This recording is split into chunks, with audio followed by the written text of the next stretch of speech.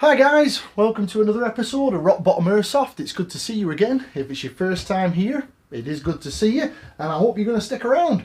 Okay, well, welcome to our weekend video. We're going to do a quick video again this weekend. We've got a change of scenery again. We're back in my man cave, as I call it, with all my stuff. We're just going to do a quick one today, an introduction.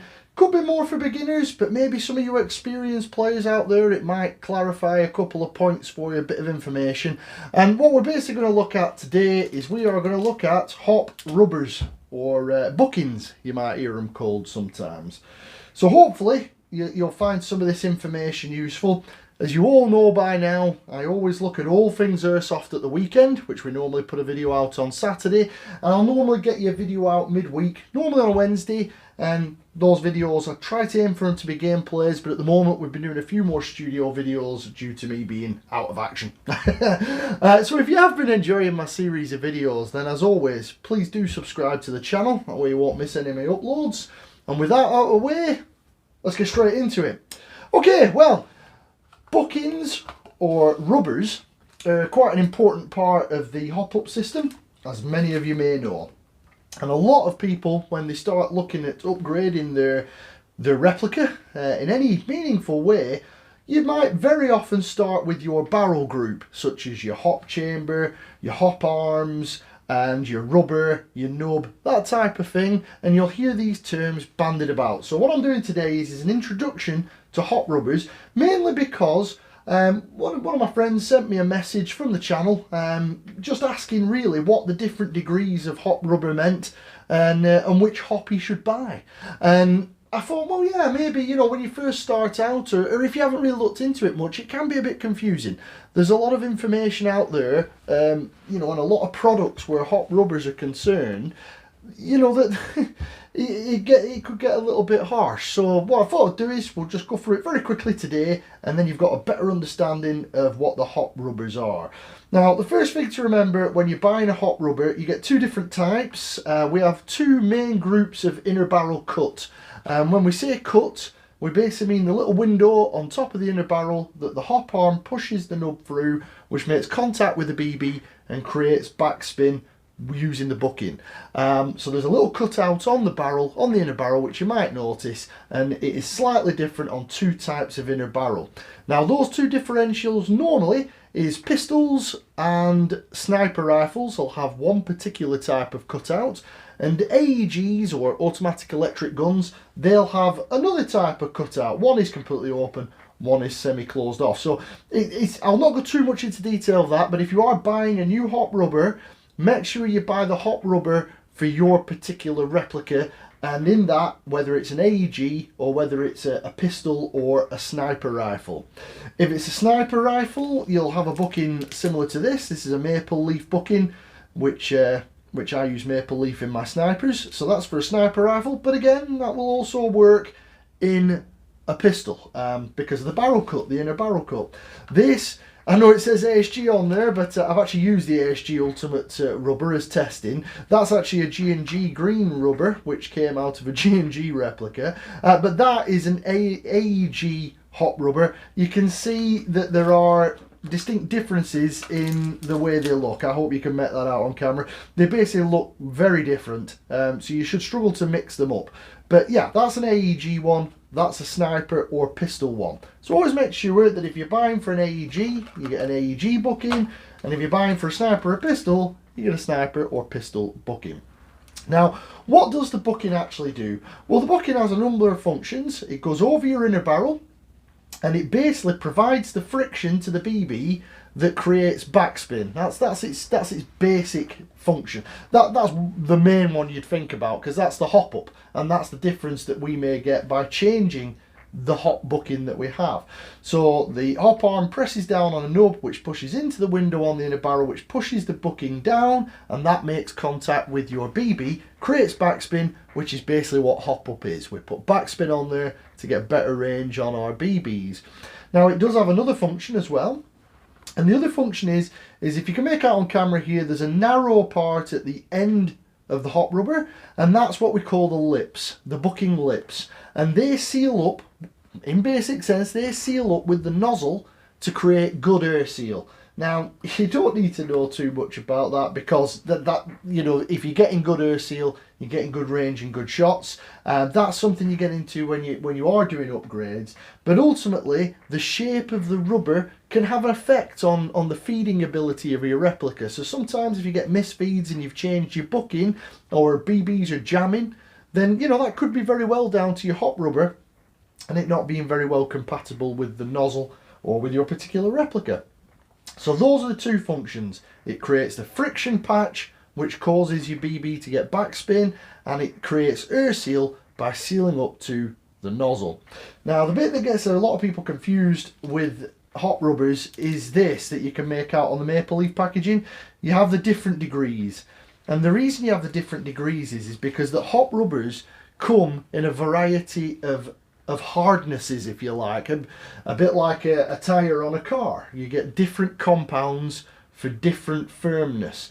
So, you know, you get soft hop buckings or hop rubbers, and you get hard hop rubbers or hop buckings, and you get somewhere in the middle. Now, there are advantages or disadvantages, however you want to look at it, to what you get, and there can be a bit of trial and error involved when you're choosing a hop rubber that works well with your replica or works well to your playstyle, and indeed the environment you're playing in can have an effect on your choice of hop rubber.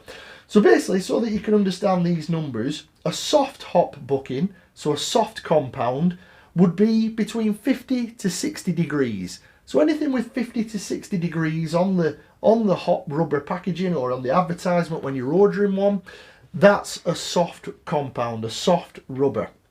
Now, the advantages of a soft compound, a soft rubber is that it provides more grip. There's more friction with a soft compound in general. So obviously the more friction you have, the more backspin in theory it's going to apply to your BB. So you might get a more profound hop-up effect.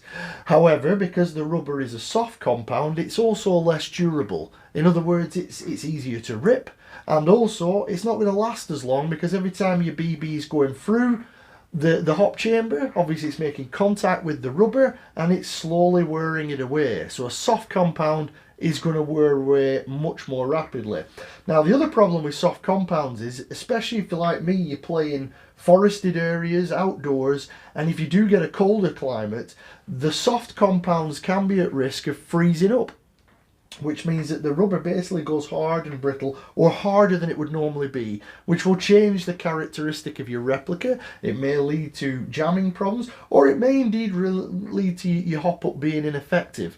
So, you know, sometimes they aren't ideal. Now, manufacturers now have come up with better compounds of rubber that aren't affected quite as bad by cold weather. So they should remain relatively soft. And obviously the hop rubber will warm up the more BBs you put through it due to friction. But that is something to be aware of, that if you get a bad compound, or a cheap, well, it's not a bad compound, but if you get a cheaper hop rubber at the soft end of the scale, there is that risk in cold climates of it freezing up, getting cold, and being ineffective and causing you problems. Now, at the other end of the scale, you can go for a hard hop rubber. Now, a hard hop rubber is between 75 to 80 degrees. That would be classed as a hard rubber. Now, the advantage of a hard rubber is that it's much more durable in general than a soft rubber, because it's a harder compound, it doesn't rip as easy, it doesn't wear out as easily, because they can also refer to the thickness of the rubber as well, these degrees. But generally, you know, hard and soft will tally, so a harder rubber will be thicker. But it won't wear out as quickly. That's going to be your biggest advantage of those. They're far more durable because they're a harder rubber. But obviously, they don't create quite as much friction, and because they don't create as much friction, you're going to get slightly less backspin and slightly less hop-up effect. But at the same time, if you're playing in colder climates, they don't become as susceptible to freezing up normally, because they're already a hard compound. So at least when you're out in the cold, your hop characteristics aren't going to change as much, depending on the weather. But again, with modern materials, they are making better compounds for airsoft now, where the hard rubbers can be quite effective. And obviously, if it's a warmer day, they'll warm up, and you know, you might get a slightly better effect. And the more BBs you put through, they'll be more effective. In general, a lot of standard AEGs that you come across, when they've got the standard components in there, they will tend to have hard rubbers in them. So you might notice an immediate improvement in range and performance with a softer bucking, with a softer rubber, which is why so many people change their rubbers. Now, what I find is sometimes you can get the best of both worlds if you go for a medium. Medium's between about 65 to 70 degrees. Medium buckings, they're kind of offering you a bit of both. They're soft enough that they'll apply quite a bit of friction to the BB, but they're still hard enough that they'll be a little bit more durable than a soft rubber, but at the same time not quite as affected by the cold weather. Now, of course, that can absolutely depend on which brand you get and what those brands are actually made out of, the materials they use. Now, recommendations on buckings I'd make are Maple Leaf do AEG buckings as well. They don't just do sniper ones. The Maple Leaf buckings, universally people seem to like them, from what I've read in AEGs. I've never used a Maple Leaf in an AEG. I tend to use them in my snipers, but I can attest that in my snipers they are a superb bucking. I play in cold weather. You do get some very good consistency with them. With regard to buckings for AEGs, what I would say is to be careful these days. It used to be that everybody recommended the G&G green bucking, which is what this one is here. Now, I found that the G&G green bucking, while effective, it is a good bucking, but if you're using it on a different brand hop unit and it's not in a G&G one, I've had issues where I've had jams. The feed lips can be very tight on them, which is this section here, if you can make it out. They can be very tight and it can lead to jams. So again, it's a bit of trial and error with that one. Also, if you're using it in a G&G, I have noticed that people have said that they're changing out the G&G blue bucking for a G&G green bucking. Now that very much comes down to your environment. Here in the Scottish Highlands, where it's currently snowing today and it gets very cold, the G&G blue bucking is far superior to the green. I've tried that in my ARP9 and the blue bucking has superb hop characteristics, gives you good range, good consistency, whereas if you go over to the green, it may slightly be softer. That might be the problem, and it doesn't work as well in cold weather. It doesn't really make a huge amount of difference over the blue. So if I was going for an upgrade, I quite like the Prometheus purple buckings. I'm a big fan of those. They are hard to get hold of and they are quite pricey. I think they can go upwards of £18.